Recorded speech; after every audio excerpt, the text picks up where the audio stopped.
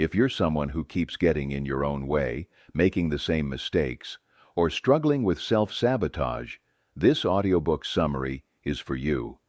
This is a direct, no-fluff breakdown of Taming Your Outer Child, Overcoming Self-Sabotage and Healing from Abandonment by Susan Anderson. I've pulled the most important takeaways and packed them into this under 15-minute summary, designed to deliver the most value in the shortest amount of time. If you enjoy this kind of content and want more summaries like this, make sure to like and subscribe to the channel. Now, let's get started. Have you ever wondered why, no matter how much willpower you have, you still end up procrastinating, making impulsive choices, or getting stuck in bad habits? That's not your inner child at work. It's your outer child, a term Susan Anderson uses to describe the impulsive, self-defeating part of us that sabotages our goals. This book explains how to identify and tame that outer child so you can finally stop sabotaging your own success and start making real progress toward your dreams and aspirations. The outer child, your worst enemy in success. Susan Anderson describes the outer child as the part of you that acts out of emotion without logic. If you've ever planned to start a new routine, but then found yourself binge-watching TV instead, that's your outer child at play. It's the one that overeats when you're stressed, overspends when you're emotional, and pushes away people who care about you. Unlike the inner child, which is vulnerable and in need of protection, the outer child is reckless and reactive. It's the part of you that resists change, even when that change is good for you. It thrives on avoidance, bad habits, and self-doubt, and its number one goal is to keep you in your comfort zone, even if that means keeping you stuck in failure and unhappiness. The outer child is sneaky and persistent. It learns from your past experiences and capitalizes on your weaknesses. It knows just when to strike when you're feeling tired, overwhelmed, or discouraged. It tells you that you aren't capable of achieving your goals and that failure is inevitable. This voice becomes so ingrained in your thought patterns that you start to believe it without question. The result? You stay stuck in cycles of self-defeat, unable to break free from destructive behaviors that hold you back. One of the most powerful revelations in Taming Your Outer Child is that our self-sabotage is not always conscious. Many of us believe we are actively trying to succeed, but our outer child is working behind the scenes to derail us. This can be seen in the way we delay important tasks, undermine our own confidence, or repeat destructive habits even when we know they harm us. The outer child is manipulative. It convinces us that we are making rational choices, when in reality, we are reinforcing our fears and limiting beliefs. How the outer child sabotages success. The outer child thrives on three major things: procrastination, emotional reactivity, and avoidance. It encourages us to put things off, react impulsively rather than thoughtfully, and escape from situations that make us uncomfortable rather than facing them head-on. When you set a goal, your outer child steps in with self-doubt. It tells you, "You'll fail anyway, so why try?"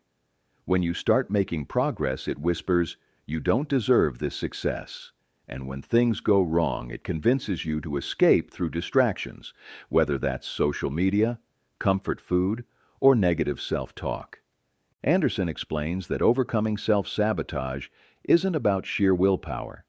It's about recognizing when your outer child is in control and taking steps to regain power over your choices.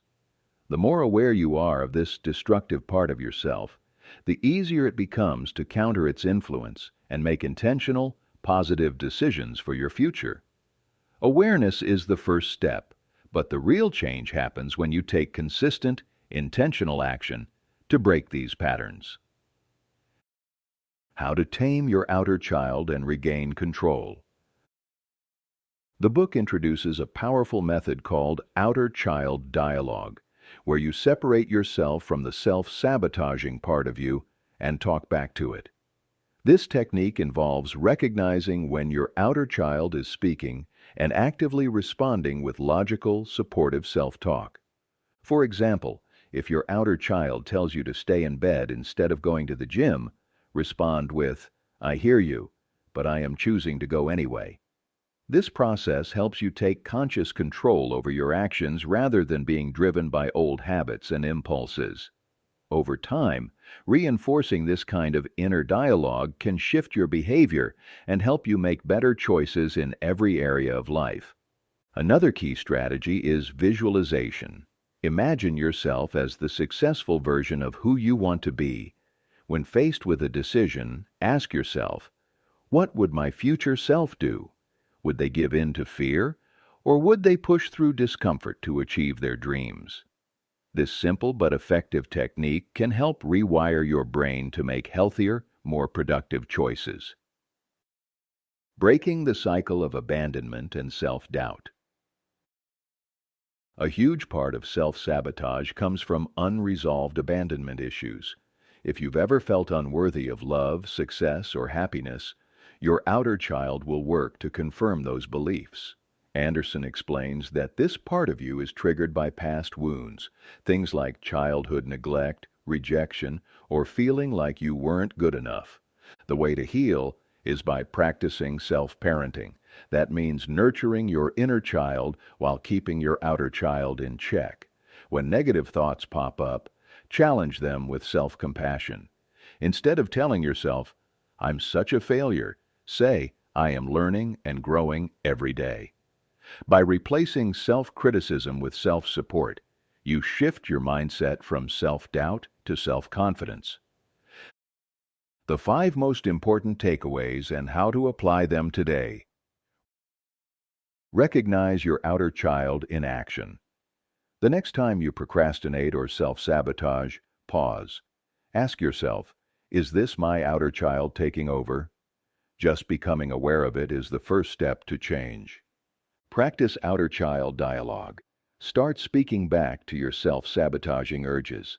If you feel like skipping an important task, say out loud, "I acknowledge that impulse, but I'm choosing differently." This builds the habit of intentional decision-making. Heal from abandonment triggers. Pay attention to moments when you feel unworthy or undeserving. Remind yourself that these thoughts come from past experiences, not present reality. Practice self-affirmation and challenge negative beliefs. Take small, consistent actions. The best way to tame your outer child is by proving it wrong. If it tells you that you can't stick to a habit, take one small action today to show yourself that you can. Progress happens through daily effort. Be your own support system. Your outer child will always look for ways to make you feel alone or unworthy. Combat this by building a routine of self-encouragement, whether that's journaling, affirmations, or surrounding yourself with positive influences. Reinforce your self-worth with healthy habits. Conclusion: take control and stop self-sabotage today. Self-sabotage isn't about a lack of willpower. It's about an internal battle between the part of you that wants to grow and the part that wants to stay in your comfort zone. Taming Your Outer Child teaches you how to take control of your impulses, break the cycle of avoidance, and finally achieve the success you deserve. If you've made it to the end of this audiobook summary, it means you're serious about overcoming self-sabotage. The full book is linked in the description if you want to dive deeper. Don't forget to like and subscribe for more audiobook summaries just like this. And if you're ready to take back control, comment "No More Sabotage" below. I'll do my best to like every comment. Until next time.